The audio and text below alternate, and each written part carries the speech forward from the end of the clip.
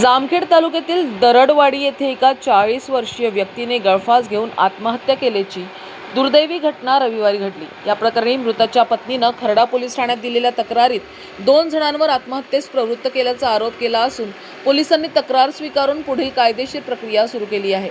मिळालेल्या माहितीनुसार दरडवाडी येथील विकास साहेबराव रणसिंग वय वर्ष 40 यांनी राहत्या घरी गळफास घेऊन आत्महत्या केली। त्यांना तातडीने खर्डा येथील खासगी रुग्णालयात नेण्यात आले असून डॉक्टरांनी त्यांना मृत घोषित केले। त्यानंतर शवविच्छेदनासाठी मृतदेह ग्रामीण रुग्णालय जामखेड येथे पाठवण्यात आला। मृताच्या पत्नी विद्या विकास रणसिंग यांनी दिलेल्या तक्रारीत पतीच्या मोबाईलमध्ये आढळलेल्या व्हिडिओ रेकॉर्डिंगचा उल्लेख केला आहे। या व्हिडिओमध्ये जमिनीच्या विवादातून होत असलेला मानसिक त्रास व काही व्यक्तींकडून होत असलेल्या धमक्यांमुळे आत्महत्या करत असल्याचे मृताने नमूद केल्याचा दावा तक्रारीत करण्यात आला आहे।